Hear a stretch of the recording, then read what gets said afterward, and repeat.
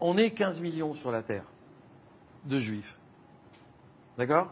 Il y a 1,5 milliard de Chinois, il y a... Qu'est-ce qu'on a fait? Qu'est-ce qu'on a fait de mal, de si mal, pour être haï de cette manière-là? Qu'est-ce qu'on a fait? J'aimerais qu'on m'explique. À Gaza, la journée a été marquée par la mort de 4 enfants palestiniens. Ils ont été victimes d'un nouveau raid d'Israël. Attention, les images peuvent choquer. Tout a commencé par une bombe qui tombe sur le port devant nous. Que vise-t-elle? Difficile à dire. Nous repérons ensuite au large un navire israélien, puis un autre. Il semble s'approcher de la côte.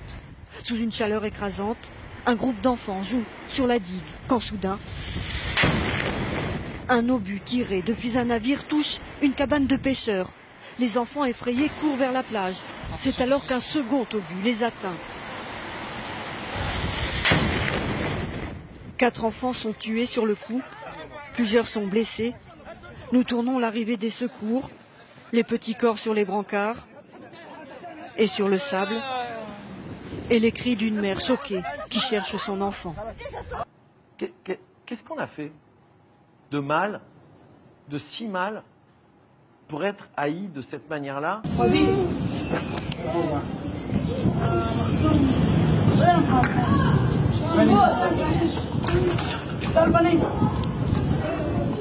Qu'est-ce qu'on a fait?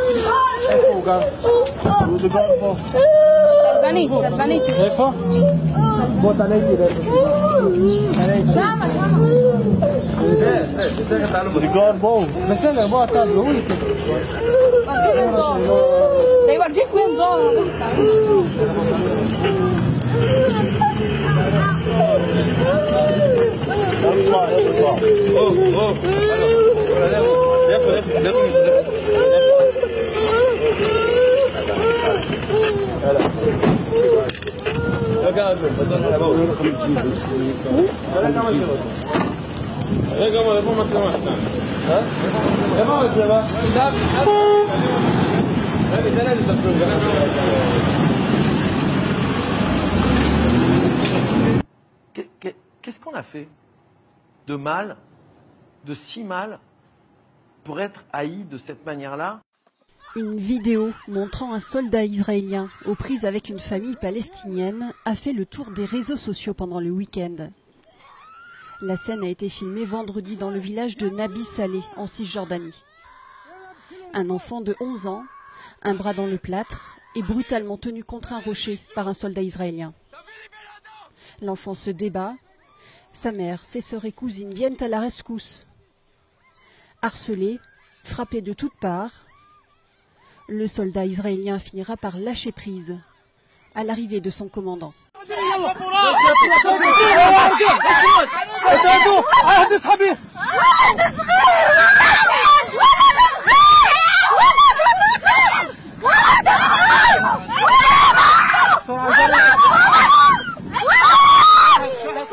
Qu'est-ce qu'on a fait?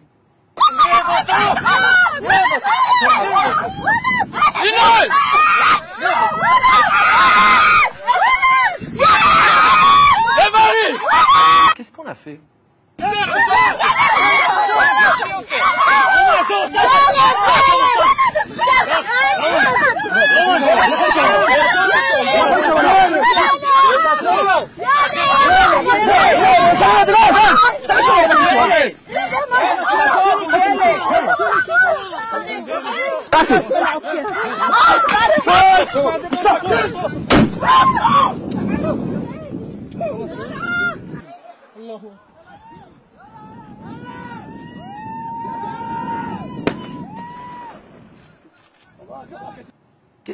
Qu'est-ce qu'on a fait de mal, de si mal, pour être haï de cette manière-là?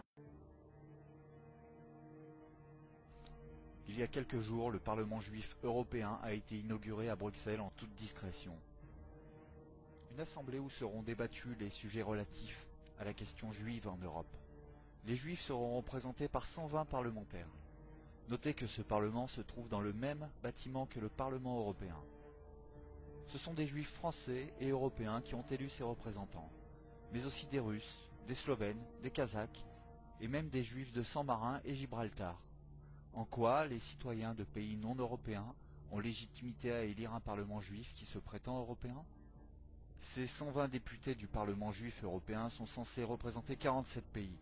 Cela en fait donc 20 de trop qui n'ont rien à voir avec l'Europe. Je cite Javier Solana à ce sujet. La phrase a été prononcée mercredi 21 octobre 2009 à Jérusalem. Israël, permettez-moi de le dire, est un membre de l'Union européenne sans être membre de ses institutions. L'État juif, a-t-il souligné, est partie prenante à tous les programmes de l'Europe des 27, notamment dans les domaines de la recherche et de la technologie. Il poursuit. Aucun pays hors du continent n'a le type de relation qu'Israël entretient avec l'Union européenne. Un Parlement juif comptant 120 députés, si l'on se réfère aux écrits bibliques, cela fait 10 représentants par tribu. Mais ça n'a certainement rien à voir. Tout cela constitue une rupture avec la stratégie du passé qui misait sur l'action silencieuse et cloisonnée. Là, le lobby, qui n'existe pas, semble vouloir se débarrasser de sa cape d'invisibilité. Qu'est-ce qu'on a fait de mal, de si mal, pour être haï de cette manière-là? Au lendemain de la Première Guerre mondiale, en 1922, la Palestine passe sous mandat britannique. La Grande-Bretagne, ayant promis au mouvement sioniste la création d'un foyer national juif en Palestine, est obligée d'accepter une importante vague d'immigration des Juifs. À la fin des années 30, la proportion de la population juive en Palestine est passée à 30%. Qu'est-ce qu'on a fait? Cette situation accentue les tensions entre deux peuples qui désormais se partagent une seule terre. En novembre 1947, l'ONU approuve un nouveau plan de partage dans lequel Jérusalem et Bethléem bénéficient d'un statut international particulier ouvert aux deux peuples. Ce plan est accepté par les sionistes mais rejeté par l'ensemble des Arabes. Malgré tout, Ben Gourion, fondateur du Parti travailliste israélien, proclame l'État d'Israël le 14 mai 1948. Qu'est-ce qu'on a fait? L'État d'Israël Qu'est-ce qu'on a fait? Et annexe une grande partie du territoire dévolu aux Palestiniens. En 1949, l'armistice des accords de Rhodes scelle ses frontières. C'est la ligne verte. Les Palestiniens n'ont plus de territoire. Qu'est-ce qu'on a fait?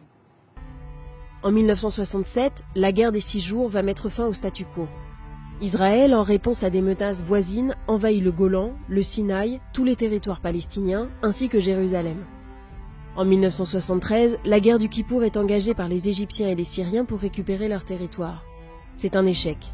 Israël, soutenu par les États-Unis, réussit à dépasser les lignes. L'ONU demande un cessez-le-feu et des processus diplomatiques sont amorcés. Une partie du Golan est restituée à la Syrie en 1974 et le Sinaï sera rendu à l'Égypte en intégralité entre 1979 et 1982.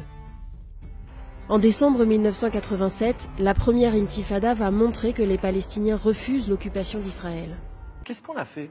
En 2000, la deuxième intifada éclate et la dernière phase des accords d'Oslo est un échec. Depuis, le conflit entre Israël et la Palestine dure toujours.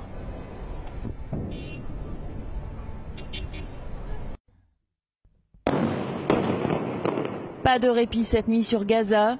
Aux raids aériens se sont succédé des interventions militaires de la marine israélienne. Qu'est-ce qu'on a fait?